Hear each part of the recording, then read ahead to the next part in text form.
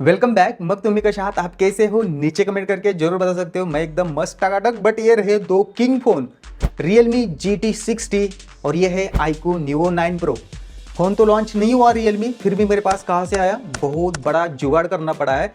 But यार मुझे आपके लिए एक्सक्लूसिव कंटेंट लेके आना था, इसलिए मैंने जुगाड़ करके कैसे वैसे Realme को अरेंज कर लिया है।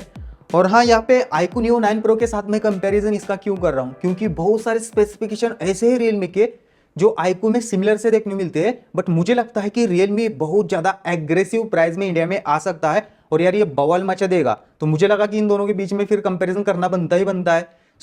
मुझे लगता है कि Realme का जो 8GB 128GB है, शायद इंडिया में लॉन्च हुआ तो लगभग 27,000 के आसपास आ सकता है, जबकि iQOO 8GB 128GB लगभग 32,000 के आसपास देखने मिलता है और 8GB 256GB 35,000 के आसपास देखने मिलता है। तो प्राइस में डिफरेंस जरूर होगा। बट यार यहाँ पे प्रोसेसर 7 Plus Gen 3 आता है Realme के अंदर और 8 Gen 2 आता है iQOO के अंदर। और जो स्कोर मैंने देखे ना परफॉर्मेंस के, मतलब यार इतना ज्यादा डिफरेंस नहीं है, बट प्राइस में तगड़ा डिफरेंस हो सकता है। चलो मैं आगे आपको टकाटक सारी चीजें बता दूंगा। बट पहला सबसे बड़ा डिफरेंस क्या है पता है? दोनों के बीच में डिजाइन। अब Realme जो है ये पूरा जो बॉडी है प्लास्टिक ही देता है और जो साइड फ्रेम है ये भी हमें प्लास्टिक देखने मिलते हैं। बट Realme के अंदर ग्लॉसी फिनिश ज्यादा है और बैक के ऊपर अभी ये कैमरा मॉडल है, यहाँ पे भी देख सकते हो ज्यादा ग्लॉसी इन्होंने किया है और उंगलियों के वगैरह निशान इसके ऊपर इजीली आते हैं और ये ज्यादा स्लीपरी है, मतलब हाथों से यार स्लिप हो जाता है तो आपको कवर के साथ ही यूज करना पड़ेगा। जबकि iQOO की बात करें तो यहाँ पे ये बैक लेदर के साथ आता है और इतना दिनों से हमारे पास फोन है, लेदर की क्वालिटी मुझे अच्छी लगी। इसके ऊपर स्क्रैचेस या लेदर कहीं से निकल गया ऐसा कुछ भी नहीं हुआ। और इसकी भी जो साइड फ्रेम है ये भी हमें प्लास्टिक की देखने मिलती है। बट हाँ, कहीं ना कहीं प्रैक्टिकली iQOO की डिजाइन मुझे बेटर लगी एज कम्पेयर टू Realme। और जो साइड फ्रेम है ना, यहाँ पे iQOO ने थोड़ी सी बॉक्सी टाइप दी है, बट जो एजेस है ना फ्रेम के अंदर थोड़े से मुड़े हुए हैं, इसलिए हाथों में वगैरह पकड़ते हो ऐसा मतलब चुभते नहीं हाथों के अंदर। और जो इन हैंड फीलिंग है ना ये iQOO की बेटर है और ग्रिपिंग भी iQOO की अच्छी होती है। जबकि Realme जैसे कि मैंने बोला कि स्लिपरी है। बट जो साइड फ्रेम है इसकी ये हमें कर्वेचर टाइप देखने मिलती है, मतलब साइडों से ऐसे बेंड हो चुकी है, तो ये भी पकड़ने में इतनी कोई दिक्कत नहीं है, बट थोड़ा सा स्लाइड होता है, ये चीज आपको पता होना चाहिए। बाकी वेट यार ऑलमोस्ट सिमिलर साइज देखने मिलता है, 191 ग्राम का है Realme तो 190 ग्राम का iQOO देखने मिलता है। मेरे हाथ थोड़े से बड़े हैं तो मुझे वन हैंड से यूज करने में कोई भी दिक्कत नहीं होती। हाँ, यहाँ पे सामने के साइड से डिजाइन की आप बात करते हो तो यार Realme के अंदर हमें कर्व डिस्प्ले देखने मिलता है और बेजल्स Realme के नाक के बराबर है। जितने मैंने देखे टॉप के बेजल्स, साइड वाले बेजल्स और बॉटम की चिन जो है ये as compare to iQOO Realme की थिन देखने मिलते हैं, कम देखने मिलते हैं। अब यहाँ पे आपका प्रेफरेंस हो सकता है, किसी को फ्लैट डिस्प्ले पसंद आता है तो किसी को कर्व डिस्प्ले पसंद आता है जो Realme के अंदर है। हाँ, यहाँ पे Realme के अंदर NFC देखने मिलता है जो iQOO के अंदर नहीं है। बाकी दोनों के अंदर हमें आयर ब्लास्टर भी देखने मिलता है और उसके साथ साथ दोनों के अंदर हेडफोन जैक का सपोर्ट नहीं है। और iQOO के अंदर IP54 की रेटिंग देखने मिलती है, जबकि Realme के अंदर थोड़ी सी बेटर रेटिंग देखने मिलती है IP की, वो है 64 वाली। बाकी दोनों के अंदर माइक्रो SD कार्ड का स्लॉट ही नहीं है तो डायरेक्ट ड्यूअल सिम आप इनके अंदर इंसर्ट कर सकते हो। अब ठीक है, डिजाइन में यहाँ पे अपना अपना प्रेफरेंस हो सकता है, बट प्रैक्टिकल डिजाइन मुझे बेटर iQOO की लगी। अब कुछ इंटरेस्टिंग चीजें मुझे इनके डिस्प्ले सेक्शन के अंदर देखने मिली। हाँ, यहाँ पे ना स्पेसिफिकेशन ऑलमोस्ट सिमिलर से ही है, बट कुछ फीचर्स में थोड़े से चेंजेस है। चलो मैं आगे आपको बता देता हूँ। दोनों के अंदर 6.78 इंच के एमुलेट 1.5 के रेजोल्यूशन के साथ LTPO डिस्प्ले देखने मिलते हैं, मतलब 120 हर्ट्ज से 1 हर्ट्ज पे।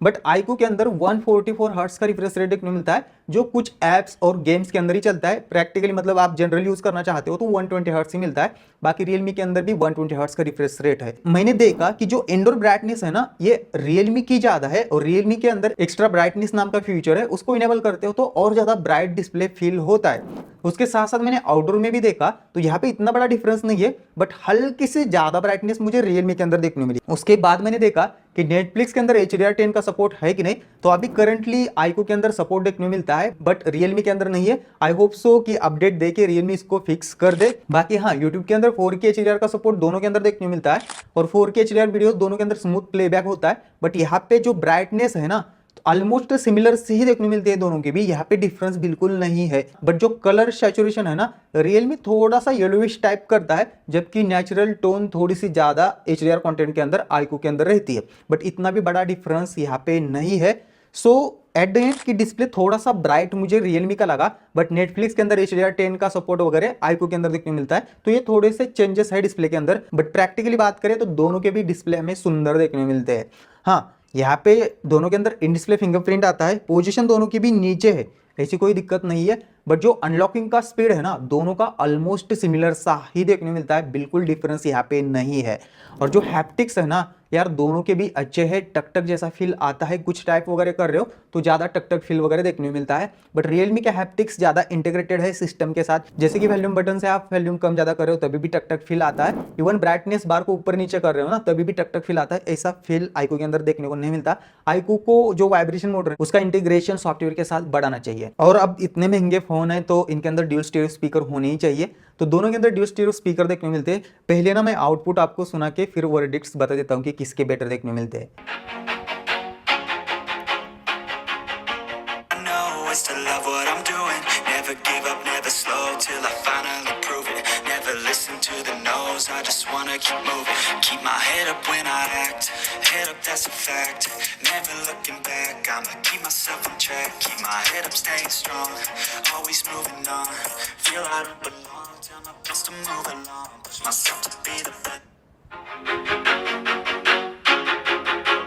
Thing I know is to love what I'm from track. Keep my head up, staying strong, always moving on.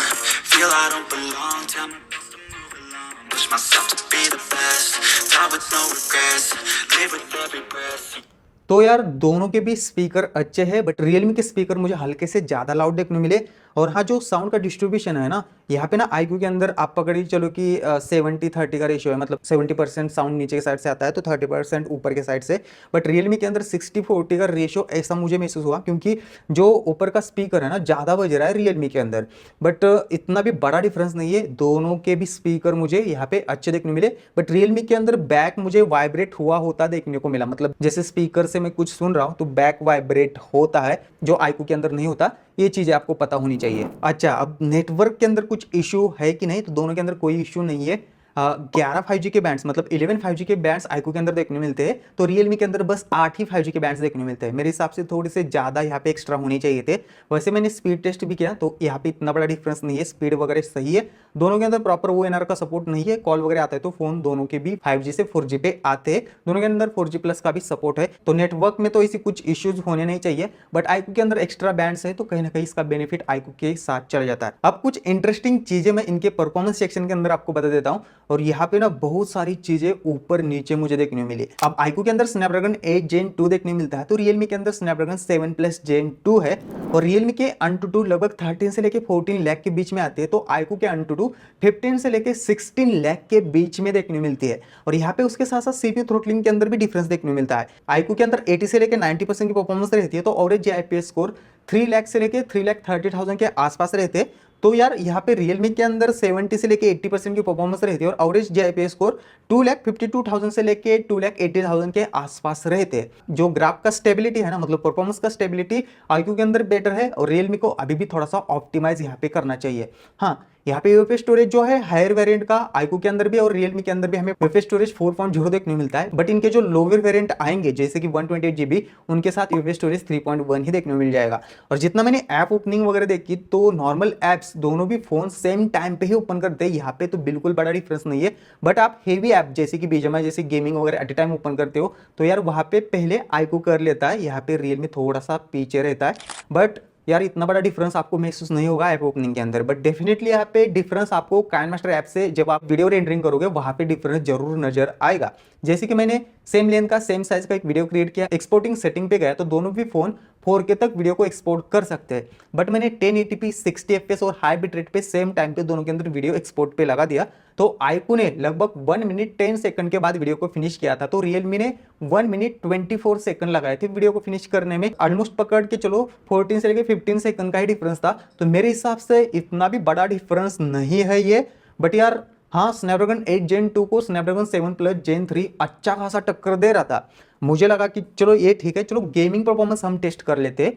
तो यहाँ पे भी चीजें बहुत ज्यादा ऊपर नीचे है और Realme को थोड़ा सा अपना डिवाइस ऑप्टिमाइज करना चाहिए BGMI के साथ। अभी iQOO के अंदर स्मूथ प्लस एक्सट्रीम प्लस देखने को मिलता है, मतलब स्मूथ में 90 FPS का सपोर्ट, बट Realme के अंदर स्मूथ प्लस एक्सट्रीम ही है, मतलब ओनली 60 FPS का सपोर्ट। और जितना हमने टेस्ट किया, अब मुझे iQOO को भी 60 FPS में सेट करना पड़ा स्मूथ प्लस एक्सट्रीम, और फिर मैंने टेस्ट किया दोनों के अंदर, तो यहाँ पे Realme 60 FPS में भी 54 FPS के आसपास एवरेज FPS देता है, जबकि iQOO 58 FPS के आसपास 60 FPS में रहता है और 90 FPS में 80 FPS के आसपास चला पाता है। तो आज के टाइम पे दोनों को आप एक दूसरे के साथ गेमिंग के लिए कंपेयर करते हो तो यहाँ पे iQOO बेटर निकल के आता है गेमिंग के अंदर, और Realme को बस ऑप्टिमाइजेशन की जरूरत है, और आई होप सो Realme आने वाले टाइम पे गेमिंग के लिए फोन को ऑप्टिमाइज करे। अच्छा, ये चीजें सब ठीक है, ऑप्टिमाइजेशन वगैरह हो जाएगी, बट हार्डवेयर के साथ सॉफ्टवेयर किसका ज्यादा ऑप्टिमाइज देखने को मिलता है? देखो, दोनों के अंदर Android 14 है, FunTouch OS 14 हमें iQOO के अंदर देखने को मिलता है, तो Realme OS 5 हमें Realme के अंदर देखने को मिलता है। दोनों के अंदर ब्लोटवेयर्स वगैरह देखने को मिलते हैं, बट Realme के अंदर ज्यादा ब्लोटवेयर्स देखने को मिलते हैं। मैंने फोन आते सब कुछ अनइंस्टॉल कर दिया था। हाँ, ऐड का एक्सपीरियंस दोनों के अंदर आएगा। iQOO के अंदर जो V Store ऐप है, ये नोटिफिकेशन भेजता रहता है, तो Realme के अंदर इनका ऐप मार्केट है, ये भी फालतू के नोटिफिकेशन भेजता रहता है, तो थोड़ा फार ऐड का एक्सपीरियंस आएगा। तो ये नोटिफिकेशन, ये ब्लोटवेयर्स वगैरह आपको इंस्टॉल करने पड़ेंगे दोनों से भी। हाँ, उसके बाद जो स्मूथनेस है ना, दोनों की भी अच्छी देखने को मिलती है। बाकी हाँ, UI के अंदर बिल्कुल ग्लिचेस वगैरह नहीं आते, एनिमेशन सुपर स्मूथ देखने को मिलते हैं, ऐप ओपनिंग भी दोनों की भी फास्ट है, जैसे कि मैंने स्टार्टिंग में बताया।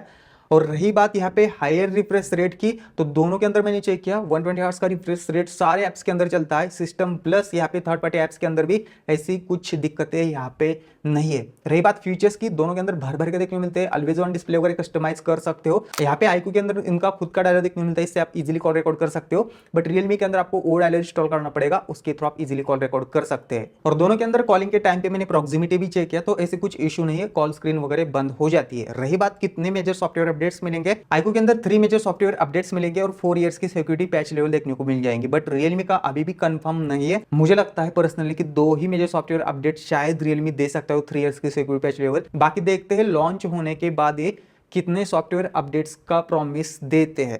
बट ओवरऑल सॉफ्टवेयर के लिए मैं यही बोल सकता हूँ, दोनों को भी आपको क्लीन करना पड़ेगा। दोनों के अंदर भी थोड़े फार एड्स आते हैं, दोनों के अंदर भी भर भर के फीचर्स है और स्मूथनेस दोनों के अंदर भी देखने को मिल जाती है, तो ऐसी कोई यहाँ पे दिक्कतें नहीं है। उसके बाद कुछ बेटर चीजें मुझे Realme के अंदर देखने को मिली, वही की बैटरी कैपेसिटी। बैटरी Realme के अंदर 5500 mAh की है, तो iQOO के अंदर 5160 mAh की बैटरी देखने को मिलती है। और जब मैंने ऑन स्क्रीन देखा, iQOO लगभग 6 से लेकर 7.5 घंटे के बीच में रहता है, बट Realme 8 से लेकर 9 घंटे का इजीली ऑन स्क्रीन दे देगा। तो Realme को आप नॉर्मल भी यूज करते हो तो 1.5 दिन तक चल सकता है, iQOO 1 दिन आपका आराम से चल जाएगा। हाँ, यहाँ पे iQOO के अंदर 120 वैट का फास्ट चार्जर है, जो यार 27 से लेकर 30 मिनट्स के अंदर फोन को फुल चार्ज करता है, बट Realme भी पीछे नहीं है, Realme के अंदर भी 100 वैट का फास्ट चार्जर देखने को मिल जाएगा। अब जो चाइनीज वेरिएंट वगैरह है उनके अंदर तो 100 वैट का ही है, इंडिया में आते थे शायद ये कम ना करे, तो Realme भी 100 वैट के साथ आप चार्ज करते हो तो 30 मिनट्स के अंदर, 30 से लेकर 32 मिनट्स के अंदर फुल चार्ज होता है। तो Realme की जो बैटरी लाइफ है कहीं ना कहीं एक्स्ट्रा आपको iQOO से मिल ही जाएगी, बट 5160 mAh भी कम नहीं होती जो iQOO के अंदर है। बट बैटरी बैकअप दोनों की भी सॉलिड है, बट और बेटर एक्स्ट्रा आपको बैटरी लाइफ Realme के अंदर मिल जाएगी। अब हाँ, यहाँ पे तगड़ा डिफरेंस निकल के आता है कैमरा सेक्शन के अंदर, बाकी सारे स्पेक्स यहाँ पे आप रीड कर सकते हो। चलो मैं आपको ना मॉनिटर के ऊपर एक्सप्लेन कर देता हूँ। सबसे पहले कुछ आउटडोर में शॉट हमने लिए और HDR वगैरह दोनों का भी अच्छा निकल के आता है, स्किन ट्यूनिंग भी दोनों की भी अच्छी है, बट जो डिटेल्स होती है ना चेहरे के ऊपर, हल्की सी बेटर मुझे iQOO के अंदर देखने मिल रही थी।